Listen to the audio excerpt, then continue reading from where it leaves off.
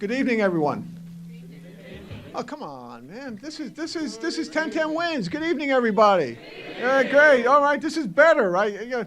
I'm Rob Walsh, and I want to welcome you. It's so great to be back at the studio. Welcome to another 1010 Wins Small Business Challenge, presented by Dime Community Bank.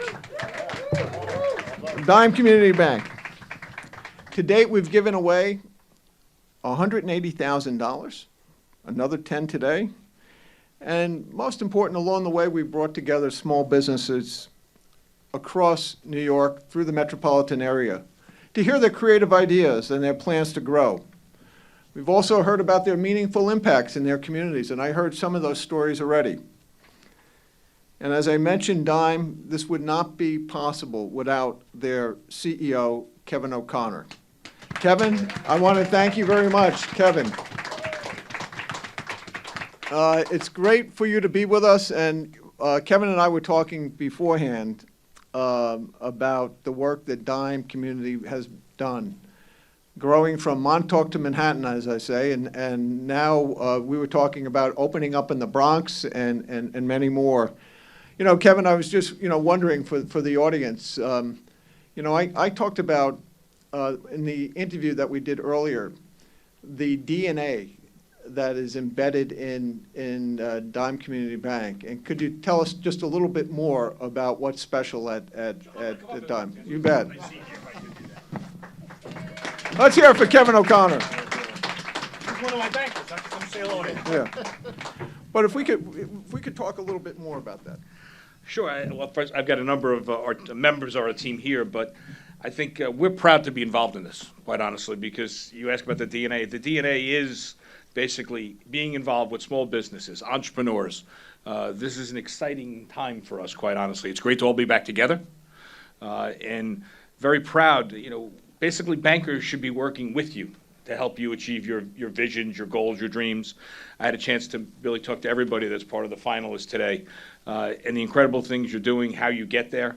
And it's our job as bankers, and I trust all of my team that's in the room today that believe in that. And so we're proud, we're excited to be here for the last 8 years and give away this money and help these businesses grow. You're great. And thank you for all you're doing for New York. Keep growing in the Big Apple. Thank you. Kevin O'Connor, let's hear it for him in Dime Community Bank.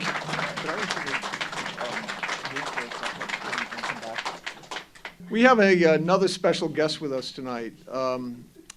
The winner of the last 1010 Wins Challenge, and we did that on Zoom, the co-founder of Trellis, and that's J.R. Jensen. I can't see through the lights. Is J.R. with us? J.R. Jensen? There he is, J.R. Jensen. Now, you're probably wondering what the big smile is about. It's because he has this shiny ring on his finger for how many days now? 9 days. 9 days. Congratulations. But I don't know if you could do it from the audience. Can you tell us a little bit about the company? We don't work with anything, even if it's a franchise that's locally owned, we'll work with it. And the whole idea really came from helping businesses compete against big box, Amazon, the retail stores of the world, and helping businesses offer same-day delivery or even just small business logistics, getting from donuts from one shop to another shop, having things delivered. And small businesses, the owner, if you all might know as well, you might be taking orders, you're doing deliveries yourselves. It might not be worth your time because your time is more valuable doing what you do best as the craft that you do. So that's what Trellis really helps when it comes to small businesses, is manage their time and help them save time and money. You have a couple of your colleagues with you. Could you introduce them? I do. I have Sam, our marketing manager, who really actually helps with everything in the company, and it really is the voice and tone of it, and that's a really important thing for us because we know who we're speaking with. We are small business owners too, Sam herself. So that's something that we found really, really important, is to be able to project that into the world and help other small businesses understand that we're really here to help. Well, we have something. I could not do this through my laptop. So could you come up and get your certificate that I've been holding on to for some time? Thank you. You want to bring up Oh your yeah, colleague please, too? Sam. Where's Sam?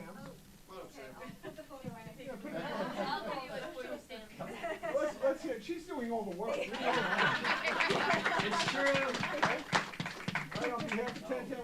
want to present you this, you want to be surprised? Is it the winner? That's the look, okay? Tyler's got a photo behind the thing, like I know. I know, I'm messing a lot, I know. I'm going to ask you to sit down. Let's hear it for these guys. Thank you so much. Thank you so much. All right, I promised him the certificate. I didn't mail it to him. I was waiting for this moment. I kept pushing on this, and this would not be a 10-10 wins event. Mark Basinski, happy birthday, man. Without a little bit of surprise, is that right? Before we get to the challenge, I'm going to ask you to take a look under your chair. There's a couple of surprises. Just see if you could reach and see if anyone finds an envelope or two. Anyone have one? Anyone? There's one. There's one. No. You got the furniture. Put that back. All right. Put that back. Is anybody? Well, you stand up, sir. Give me your name. Give me your name. Tell me what you got there in your envelope. My name's Jonathan. Yeah, Jonathan. What do you have there? There should be 2 other envelopes. Stop ripping the tags.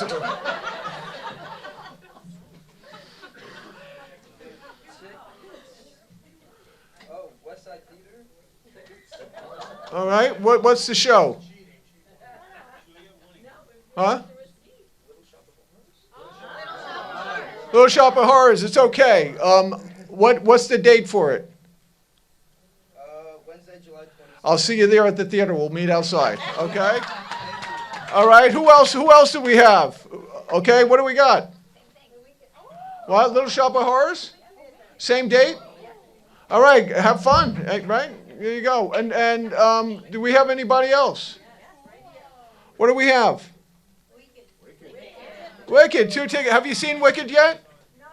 All right. Bring your friend Juliet Papa. She hasn't seen it either. She deserves a night out. She's been working hard. Eric Adams has had her running around. Speaking of Juliet Papa, how's that for a segue? Huh? How is that for a segue to this next video that we're about to see on the life of Juliet Papa? It's short. Growing up in the Bronx was just, they were wonderful formative years for me. Our block, Sheridan Avenue, between 165 and 166, were full of kids. It was going to school, it was coming home, and it was going outside and playing. My dad wanted me to learn sports, take us to PS90 schoolyard, and teach me with a ball and bat, and teach me how to ride my bike in the schoolyard. There were so many kids that we had teams from different blocks. Sherman Avenue had a team, Sheridan Avenue had a team, Grant Avenue had a team. And going to the Yankee games was a regular occurrence. My dad would organize the block of kids, and we would go, like 10 kids. We would all go to Yankee Stadium. As a reporter now, I'm covering the Yankees, and I cover a lot of their big events and playoffs, World Series games. Opening day, to me, is the start of spring. It's the start of a new season. It's really coming home to familiar territory because so much of that area, there are even some stores there that are still the same. Growing up, my parents always had a newspaper in the house, and we were always into listening to the news, especially on the radio. And we would, at the time, listen to WNEW AM. They had newscasts on every hour. And I was like, oh, these reporters, they're covering parades and they're running after the mayor and they're, at a fire. I thought this was like the greatest thing. I was like, wow, wouldn't that be fun to do that? And in college, I joined the college radio station and they said, well, you have to start in the news department. I would cover news on college campus and just got plenty of experience doing that. And then that provided you with so many opportunities. So then, when I started working at 1010 Wins, I actually heard about an opening there through Queens College. And now I'm covering all parts of the city. And I never thought about going, quote, out of town, with my New York accent. where was I going? And I just thought, I know the city. I've lived here. I've lived in the Bronx. I live in Queens now. I live in Manhattan. Where am I going? Of course I'm going to cover the city because I know it. I feel it in my bones. You just deal with people respectfully. I think be curious about somebody. Find out what their story is. Then that becomes the story I tell. Because people have stories to tell, whether, they're coming from a different neighborhood or whether something happened to them. It's a great equalizer when you're dealing with somebody's humanity and trying to tell their story. To young people, to young women, I would say be curious. If you sort of know your path, head that way. Start to head that way. Find opportunities for yourself. And in my profession, I ask a lot of questions, but that just helps you in life. So ask questions. I'd like people to think that I was fair and honest about what I've covered, that I was able to tell people's story in a just way, and to get that message out there and to get information out to our listeners and our viewers. And if you're honest with yourself, you'll be honest with other people, and you can live with yourself. And you'll always feel comfortable in your own skin, and it'll just help you get through life. Ladies and gentlemen, Juliet Papa, come on up.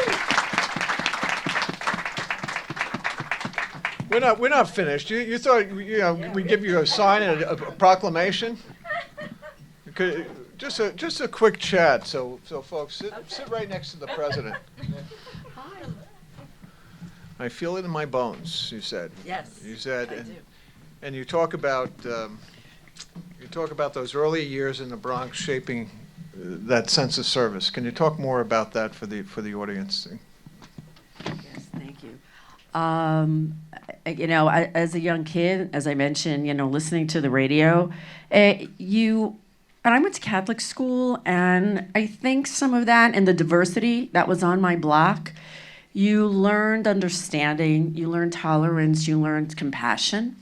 And I saw, even to my parents, my father was organizing the block.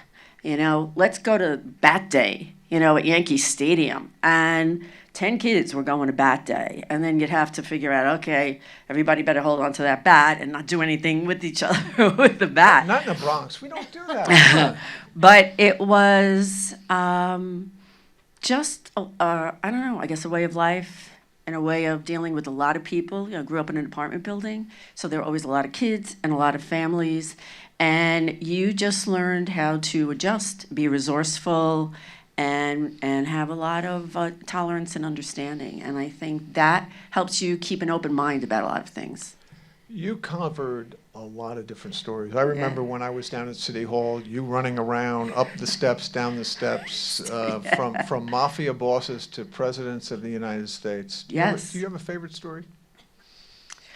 I will tell you, given that I'm still covering the Yankees, I did a sit-down with Derek Jeter, believe it or not, who never gives a one-on-one interview, okay? And we, at the time, 1010 Wins did a poll, like the most popular New Yorkers, and he was up there. It was him and Joe Torre at the time, so I scored interviews with both of them. So there I am in the clubhouse, and I'm face-to-face with Derek Jeter. Derek Jeter. And I'll never forget this. I remember asking him, and he was pretty straightforward. He didn't really venture out into a lot of personal things. But I did say, well, what do you want to do after you stop playing? And he goes, well, wait a second, don't get we're not getting ahead of ourselves here. And he was kind of joking around. And he said at the time, I want to own a baseball team someday. And when he became a part owner of the Marlins, I found that tape because I saved it. And I played that tape. And here he is. This came true how many years later? So that was sort of amazing because nobody had that time with Derek Jeter. Joe Torre was great. I'm sitting in the dugout with Joe Torre. And he was the most relaxed and Luis contemplative. Garcia's in the back wondering, but that should have been me.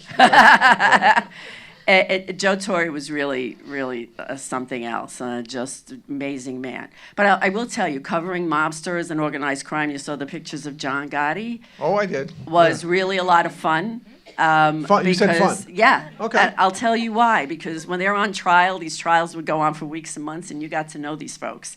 And John Gotti was not the talker, but his colleagues were. Hey, how you doing? And I would see these guys maybe years later. I'd see his son, John Gotti Jr. Juliet, how are you? What's going on? It's like, oh yeah, my mobster friend, like John Gotti Jr., You get to know them in a very different way. So that was fascinating. And then finally, I was able to cover the election of the Pope. I went to Rome. I didn't get So- that invitation from 1010 Wednesday. I do the small business report. You go to the. That's I fine. went to That's- Rome.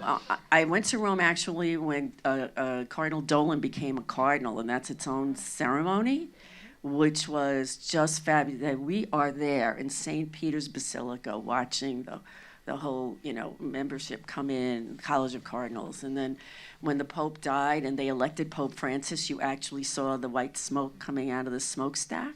And at the time, what was so funny was there was a seagull, because this went on for a few days, on the smokestack and kind of like stayed there for a while. So it had its own Twitter account. So we were following like the seagull on top of the smokestack, because we're watching him, because when the smoke came out, the seagull was going to fly the coop there, and which he did.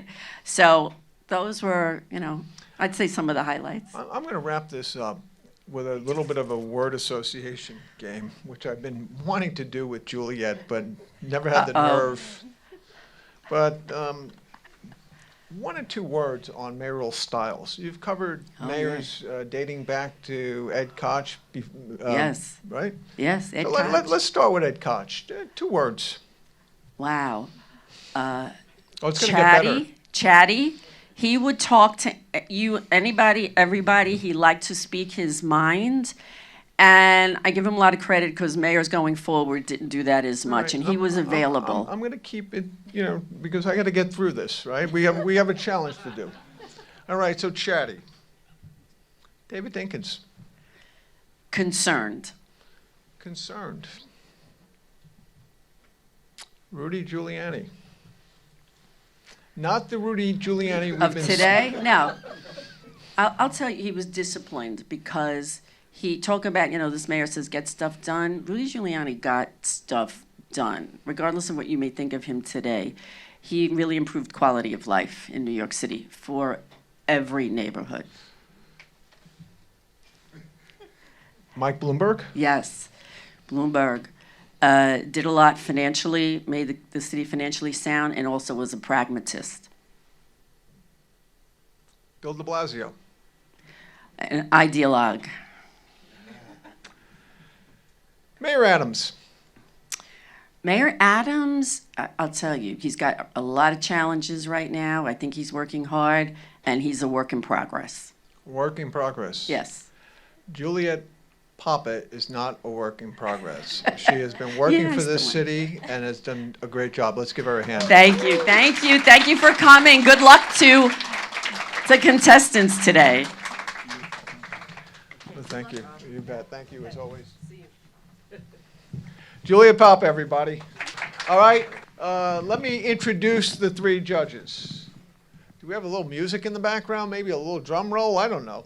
But returning for another challenge is Daniel Delahunty, the Community Development Director at Dime Community Bank. Welcome back. It's great to Wiping back some tears. Yeah, I could understand why. Joining Daniel is the president of the College of Mount St. Vincent, Dr. Susan Burns, with her own cheering section. Right? Recent graduation? Yes, incredible. incredible. Absolutely incredible. It was a rainy day, but it was a beautiful day at the Mount. It's always a beautiful day at the Mount. You have a name for that beautiful place on the Yeah, at not the Mount. hidden gem on the Hudson. We're the right place on the river because of the beautiful work that we do day in and day out for our students in our community. The right place on the river. Dr. Susan Burns. Our third judge has been busy giving up his seat and getting capital for small businesses, and that's the president of the Independent Development Services, Tom Wallace. Tom, great to be back. Glad to be here, honored to be here, and trying to figure out how I made it into this august company. Tom, just give the audience a sense of how many miles you put on in any given year. I mean, is it true that George Clooney movie was about you? Yeah, I don't look like him tragically, but 3 out of every 4 weeks on the road was pretty much the standard prior to the pandemic, and getting back there slowly. Well, those are our three judges. Let's hear for them, okay? And we're ready to begin, all right? First up, hailing from Belmore, New York, he's built a terrific business and a delicious snack product. From Ronance Catering, let's welcome Rowan Schifrin. Come on up. You got a minute and a half to present to the judges. Thank you for having me. And we got some snacks. They got them. I didn't, but that's okay. I don't judge. My name is Rowan. That's my business partner, Nancy. The name of our business is Ronance Mouthwatering Morsels. And we think we've created something very innovative and unique. We've created chips out of mushrooms. They come in 4 different flavors, 2 different sizes. They are vegan, gluten-free. What else? They're great for diabetics, any kind of lifestyle that you live, unless you're actually allergic to mushrooms. Right now, we've been growing exponentially. We're doing tons of farmers markets on Long Island. We're in a bunch of boutique stores. Farm stands we're being sold at. And we also partnered with Taste New York just recently, last year. And most recently, just a few weeks ago, we partnered with Fairway in New York City. So our launch date is actually this Friday the 9th. And the biggest problem we're having is we do everything by hand. We slice everything by hand. We go through about 166 pounds of weeks using this. We label everything. We actually put a little picture of some damage. But, No. You want to win this. So it would be, we both work full-time jobs, and with everything picking up and growing so quickly, we would love to get some new equipment and not do it by hand. There's a soft vegetable slicer that costs around $2,000. Also, we'd like to stock up on supplies like bags and labels and actually get bags stamped so we don't have to stamp them by hand.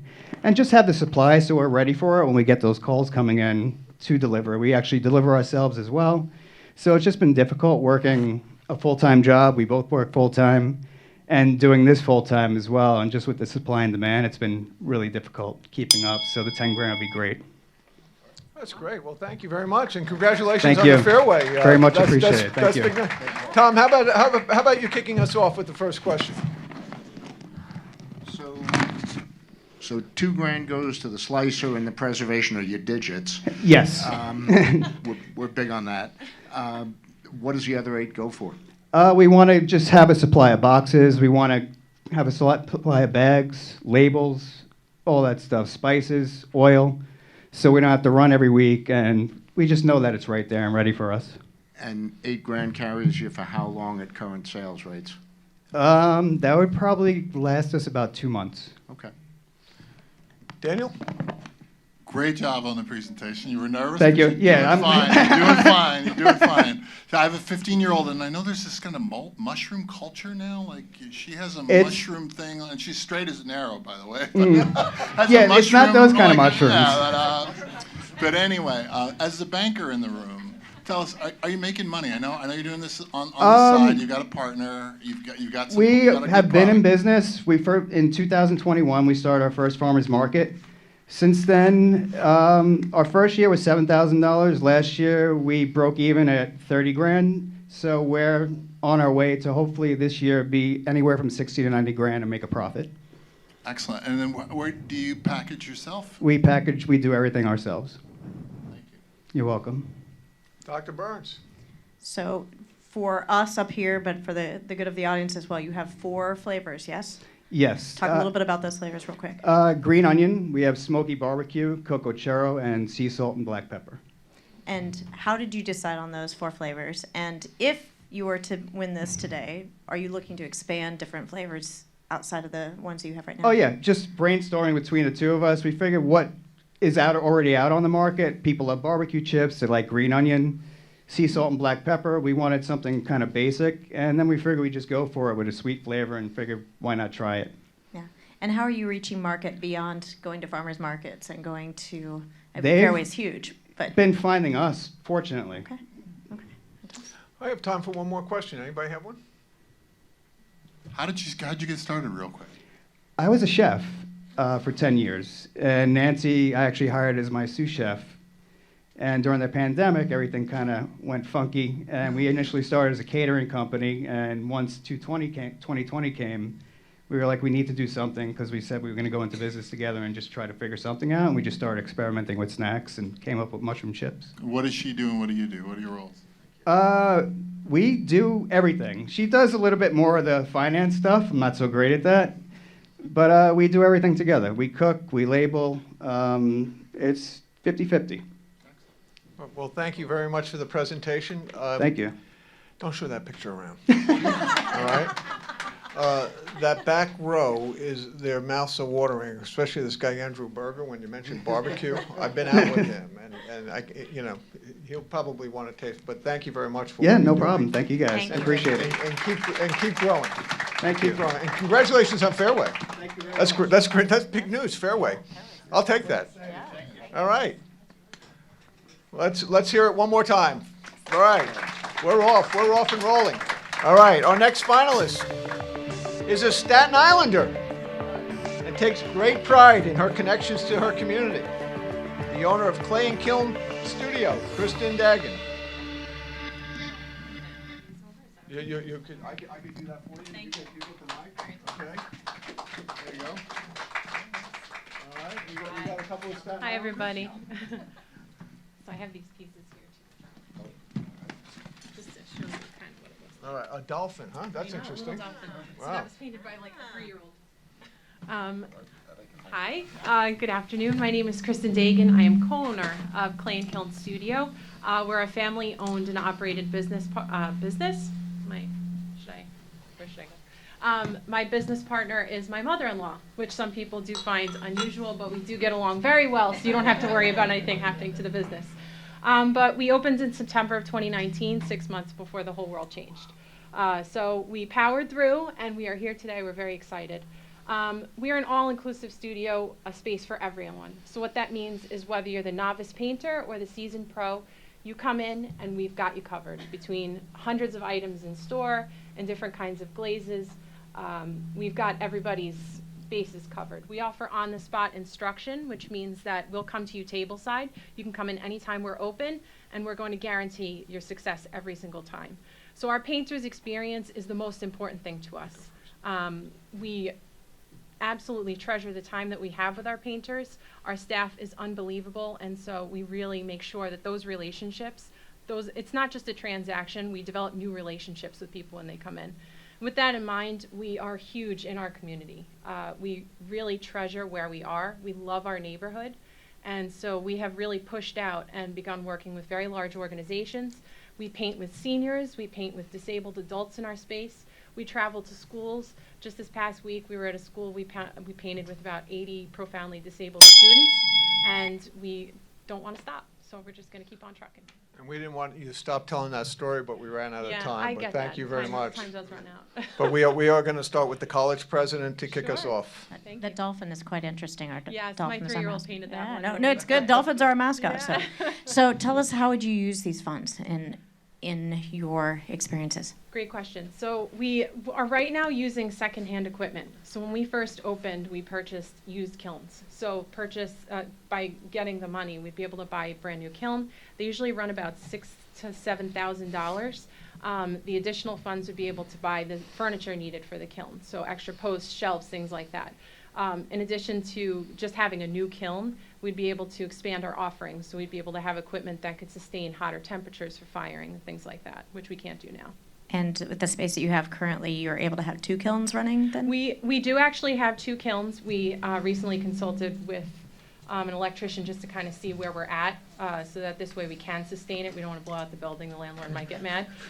So we've been kind of sussing all that out. But yeah, we do have the capability, yeah. You want to pick up, Danny? Sure.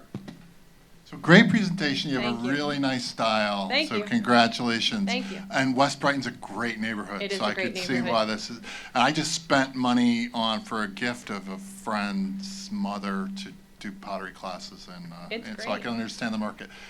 Again, a banker's question. Sure. So it sounds like you opened at a really, really rough time. You've been able to persevere. How are you breaking even? What does that look like in terms of your being able to continue to operate and grow? Sure. It's a great question. So we look like we're growing, which is great. I pulled numbers from last year, from last January to June 6th of 2022 versus 2023. And in that time, comparing the two numbers, we've grossed $40,000 more in sales this year than we had last year. And we continue to push out into the community to work with larger groups. So the reach is definitely there. And I think people just really connect with it. So there's a real void for connection, human connection, especially because we've been online for such a long time. So being able to do something that doesn't require you to drink, to eat, it's an equalizing field. Everyone can just sit at the table together, and it facilitates conversation. So I think people are really craving that, and we're seeing more sales as a result. And the audience wants to know, how do you manage to work with your mother-in-law?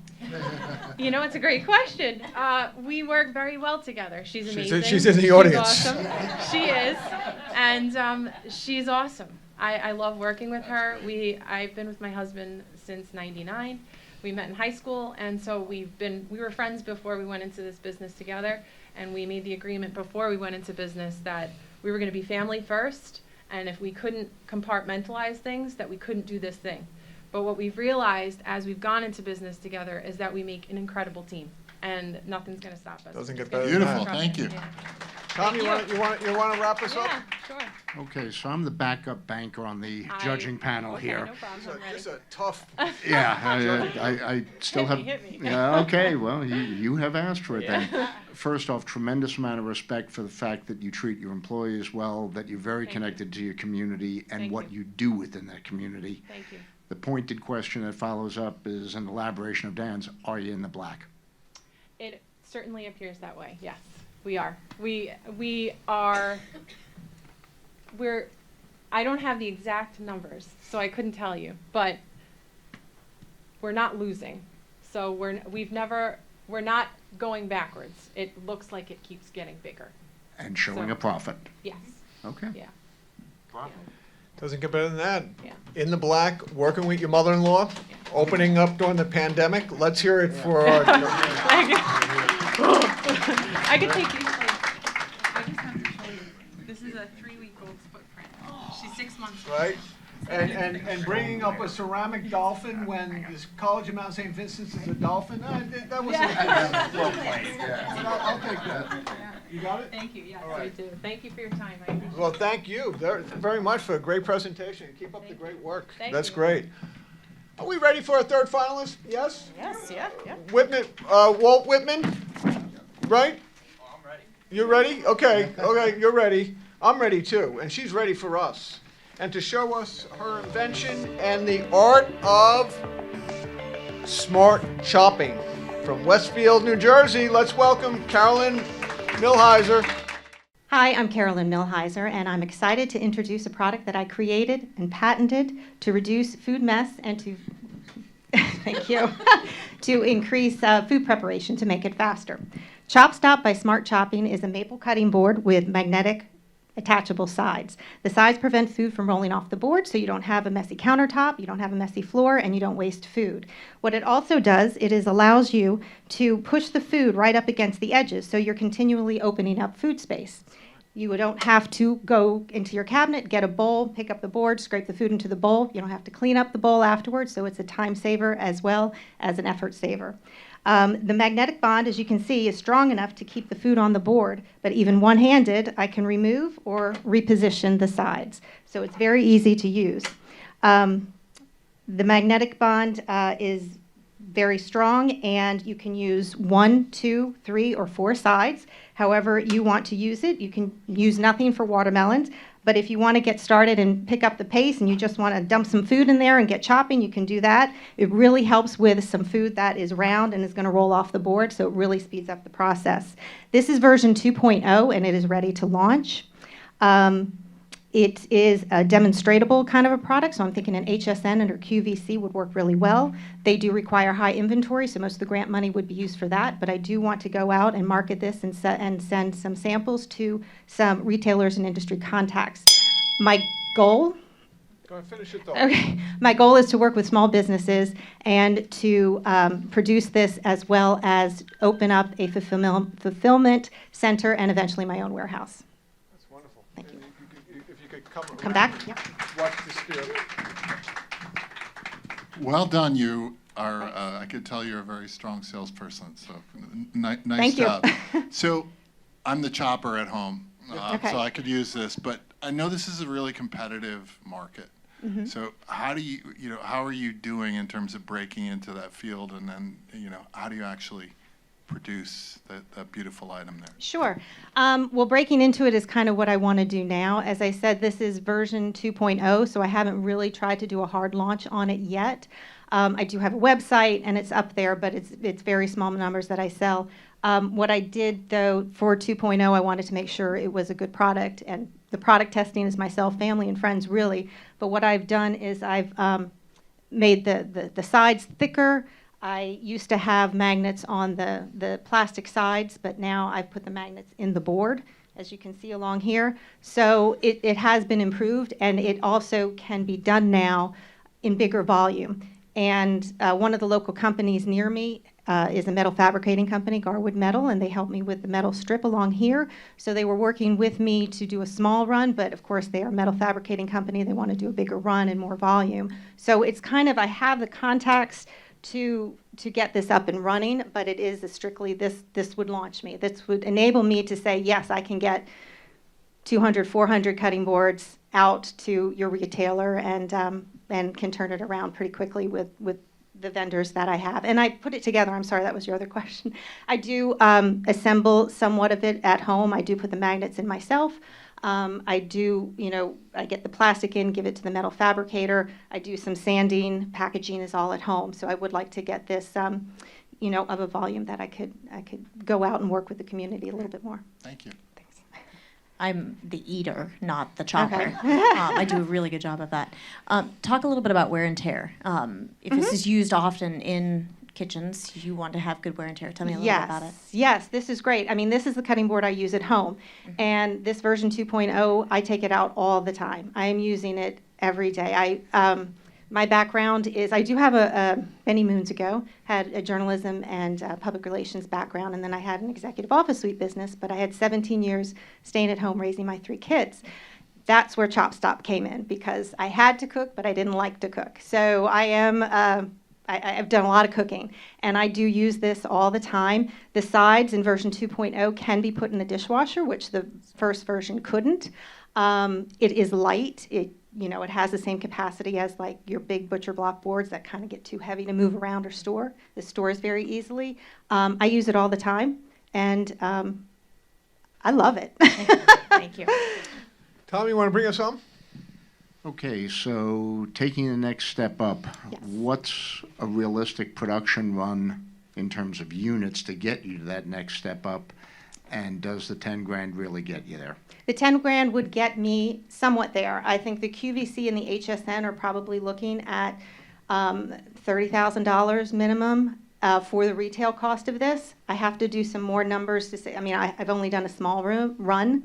So to get me to 400 boards probably would take me about $20,000 now.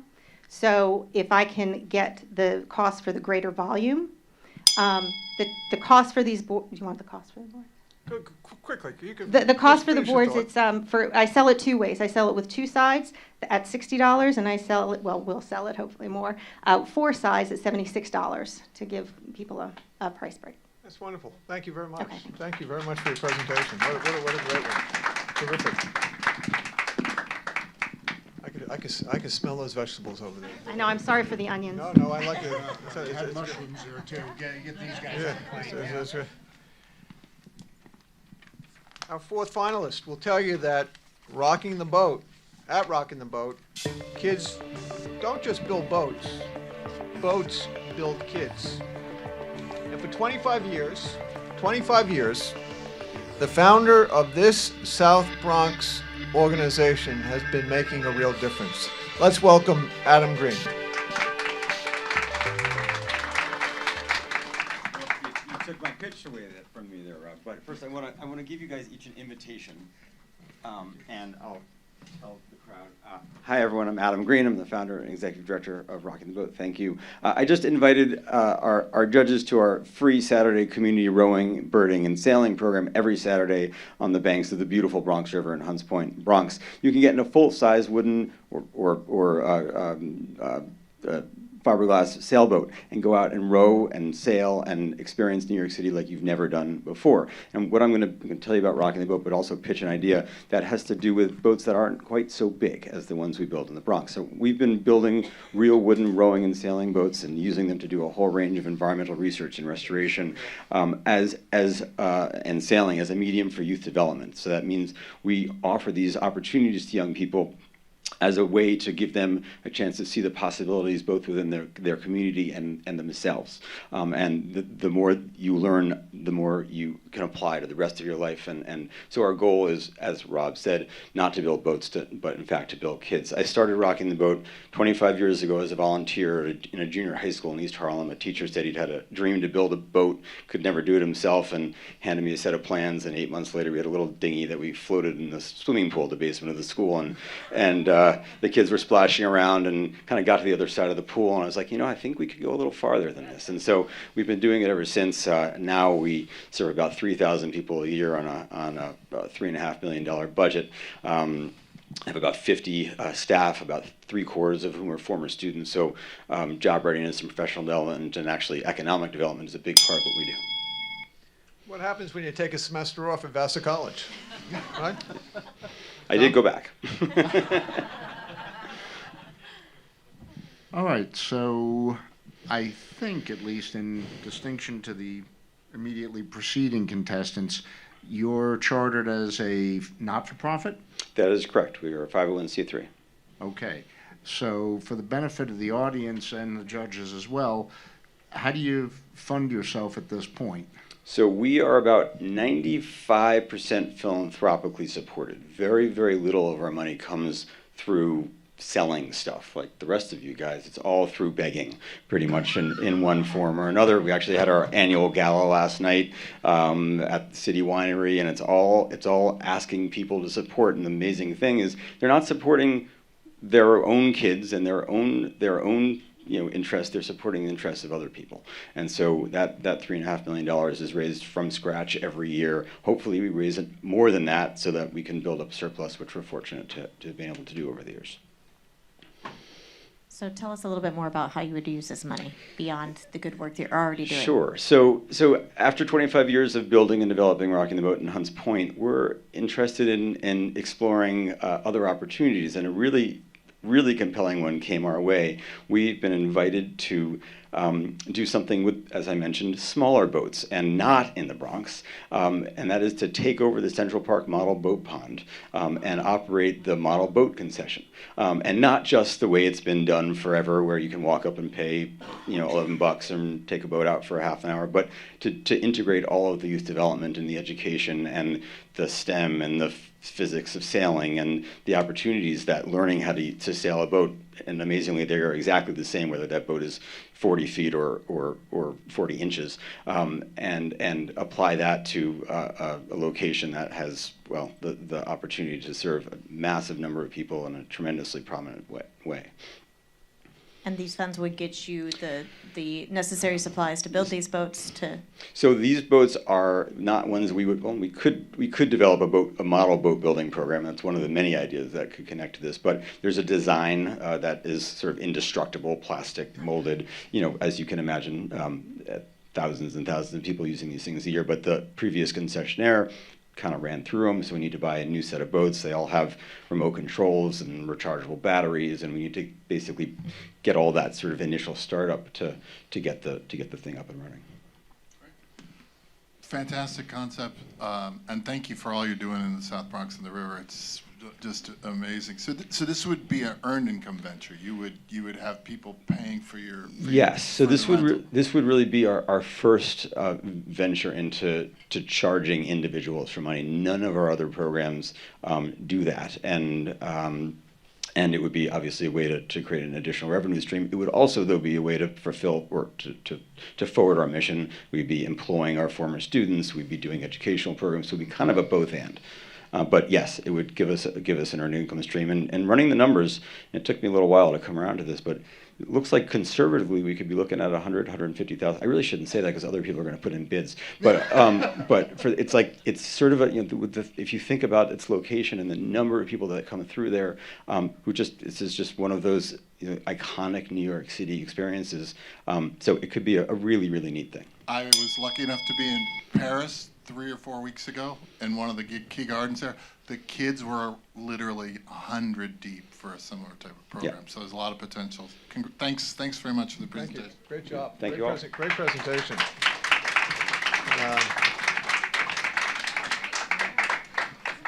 I opened up and talked about inspiring stories, and we just heard 4 of them, and we're about to hear a 5th. I put this down, but I'm going to lift it up again. Carefully. Yeah, exactly. I got a little nervous about this thing hanging over here. You can understand why. But anyone here curious about the history of whaling in Long Island? Anybody here? Yes? All right. Our 5th presenter is ready to tell us much more. Our final presentation for the night. Let's welcome Nomi Dan of the Whaling Museum and Education Center of the Cold Spring Harbor. And I'll lean this back over, folks. There she blows, Rob. There she blows, Rob.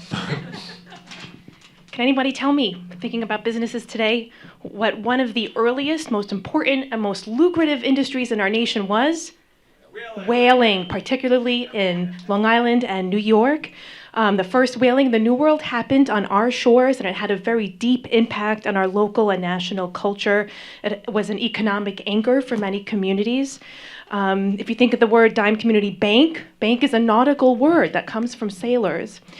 We continue to live off of the benefits from the whaling industry today, and that's where our museum comes in, where the past and present meet. Unfortunately, many children today are not getting proper history education. 2 out of 3 teachers today report that history education has declined significantly in the classroom, including arts education. And we fill that gap because arts and cultural education builds empathy, builds cross-cultural respect, builds knowledge and innovation. So at our museum, we were started 90 years ago by the community. If you come to the museum, you will see some of our permanent and changing exhibitions. We have lots of scrimshaw. This is a sperm whale tooth. And if you come on a school trip, like the 4,000 children who do, including Steve in the back with his thumbs up, he remembers coming. You get to carve your own scrimshaw box. And so we are a hub of cultural creativity and expression.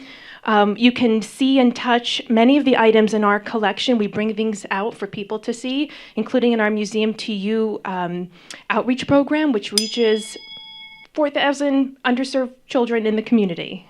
I hope you'll ask me more questions. They are certainly going to do that. We're Yes. going to start with Dr. Burns. Yeah. So how would you use these funds if given? Excellent question. So part of our museum is a museum store.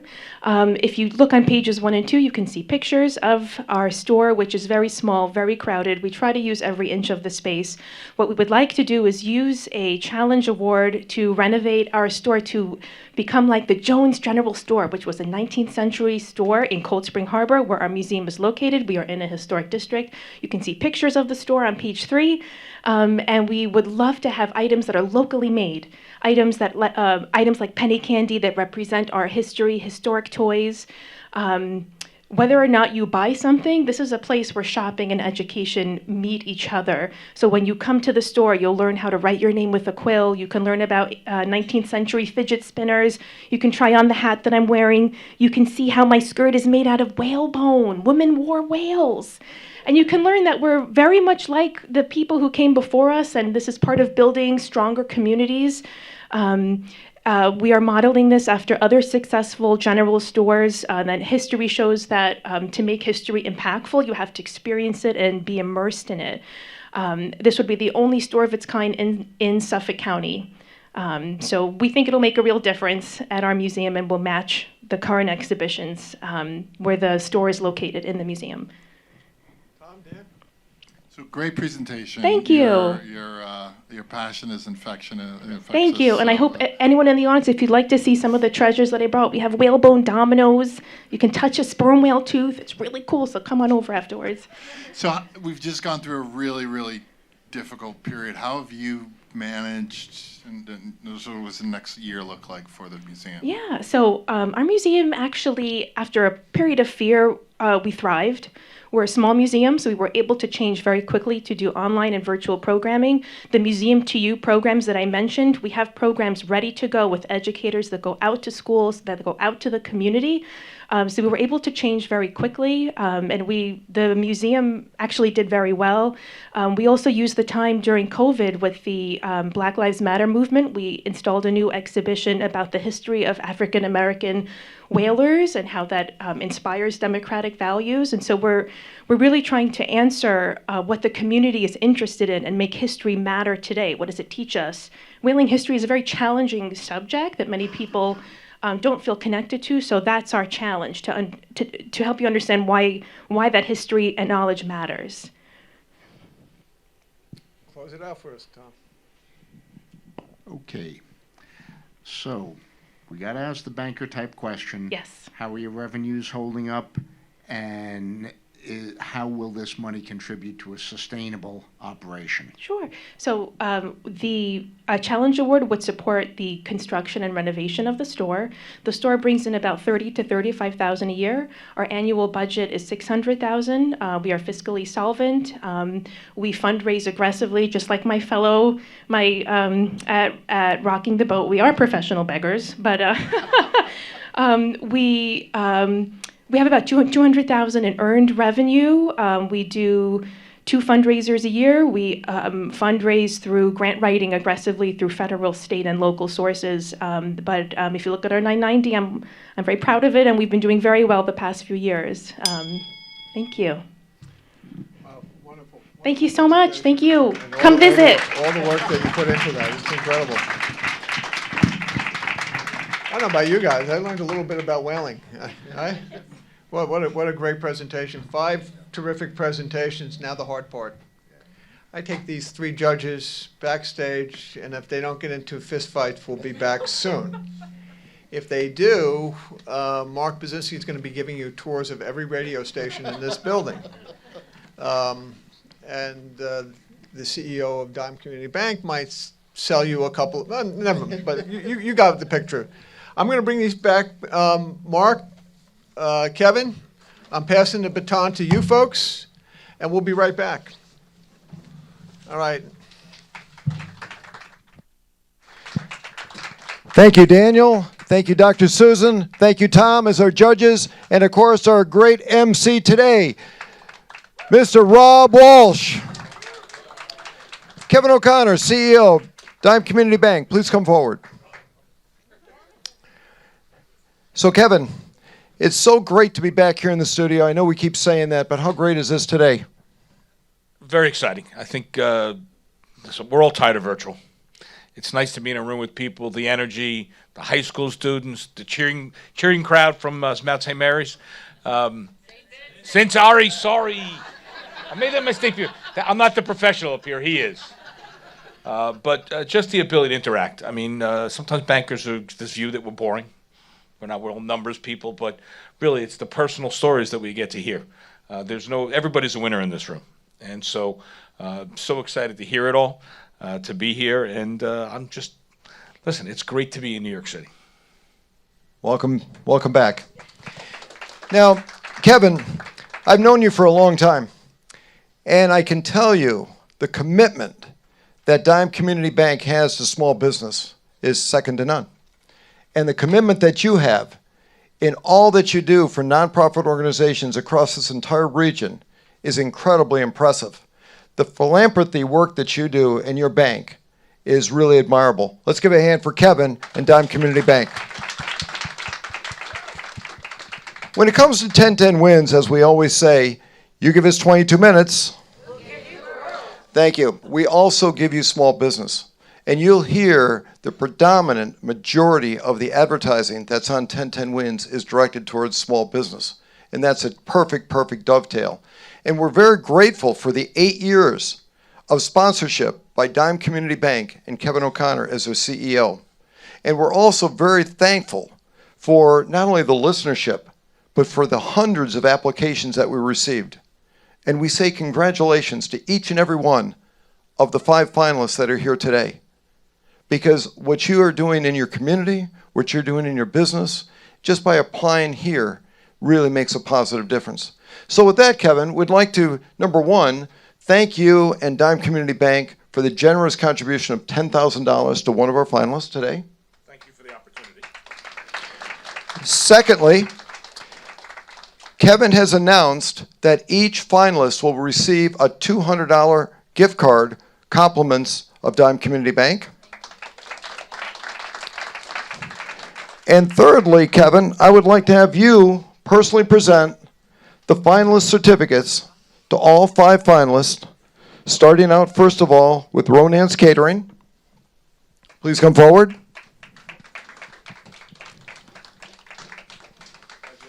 Congratulations. Absolutely. All right, good. Just grab them all. Don't worry about it. Thank you so much. Congratulations. Clay and Kiln Studio. Mother-in-law talk here too. Come on up. Come on up. Come on up. Somebody take a picture. They'll take through it. Oh, okay. All right. Thank you so much. Awesome. Thank you. Smart Chopping, LLC.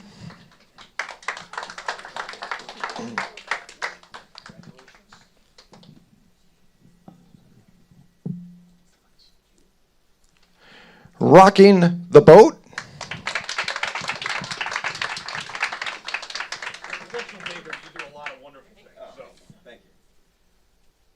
Thank you. Congratulations.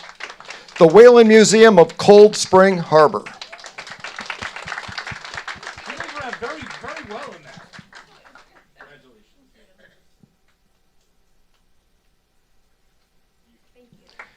Thank you, Kevin, for your ongoing support. And as a matter of fact, while we're just kind of killing just a couple of moments, please stand by for a brief message from Dime Community Bank, and we'll be right back with you. Don't leave, because this is where the excitement begins. As I always say, the best is yet to come, so get ready. Because growing a business keeps you on the go, we've got your bank. Because a steady cash flow is the lifeblood of your bottom line, we've got your bank. Because your workday simply doesn't stop at 5 o'clock, we've got your bank. Dime Community Bank gives you the digital tools you need to simplify your business banking, even deposit checks, anytime from anywhere. And we back our technology with a team that's always there, wherever business takes you. Visit Dime.com to learn more.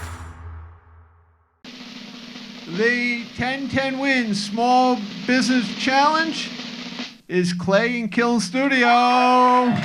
Look at that look. $10,000. Come on up. Come on up.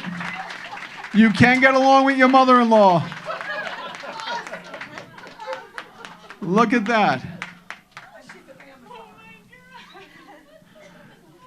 Yeah. I kept making this thing like feedback, too much feedback. Oh my God, I think that was the problem. I can't thank you enough, really. I mean, this is unbelievable. See, I'm doing the feedback thing again. My arms need to be longer. I don't know. I'm shaking. I'm absolutely shaking. This is going to be huge. I can't, This is just unbelievable. I don't even know what to say. Like, we love our community so much, and we really, when we first opened, we said we wanted to be around for a long time, and we really, really, truly meant it. And you know, when you think about the best little cities in America and where you go and what you see, you remember all the iconic little stores and places that make those neighborhoods. And it sounds cheesy, but small business really truly is the backbone of every community, because it's a relationship with the people that live in that neighborhood. And Well, this is for I'm you. so excited. Hang that proudly, because I'm going to come out and make sure that's up on the wall, okay? I don't fool around with these things, all right? Congratulations, and to our other 4, you could hug the judges, I had nothing to do with it. To the other finalists, I want to thank you very much. I will be following up with all of you. To all of you here, thank you very much for joining us for the night. I have a couple of quick thank yous wow, look at this, to make tonight. First, to the 1010 Wins group, let's hear it. Happy birthday again to Mark. Where is Mark? Mark Bazinski. I want to thank the folks in the control room, John and Steve. Where are you, John and Steve? Thank you very much. Thanks for all the good work. All right. To Dime Community Bank, Kevin O'Connor, who stuck with us. Thank you very much. Really appreciate it. Really appreciate it. Great work. My friends from the Bronx Beer Hall, right? If you haven't been up to Arthur Avenue in the retail market, go visit them, right? It's the best. You can't beat it. Let's hear it for the judges, right? To Tom, to Susan, to Daniel, they did a great job. And then finally, Juliet, it's been wonderful to be celebrating all the great things you've done for our city. You know, I talked about that sign being up. It's just wonderful, and it's great that we folded that all in tonight. Juliet Papa, let's hear it for her. Mark, who did I miss? My notes got flooded away. Did I cover my bases? We thank everyone for being here and supporting this program. Thank you. Hey, Rob. Yeah. The other 4, you guys were awesome. Incredible. Seriously, you all gave a great pitch. You're all on your way, and you got a great room of people who are willing and able to help you. So thank you. Hey, Kevin, check that out. Look at that row. I mean, you it doesn't get better than that. But Kevin, this would not be possible without you. You stuck with us, you know, through thick and thin when we moved to the Zoom and back, and what you're doing, you know, from Montauk to Manhattan, and now growing in the Bronx, is fantastic. And this is all about, you know, what I love about this is friendships and partnerships and people getting together and meeting people, and that's what this is about. And it's great to be back in the studio again. So let's go back. Let's celebrate a little bit longer in the receptions before you kick me out. Rob, let's do it. I wanted to say, over this last 8 years, it's been an incredible run, and we've had a great time together. You're not firing me now, are you? Many people say we kind of look alike. I don't know what's going on with that.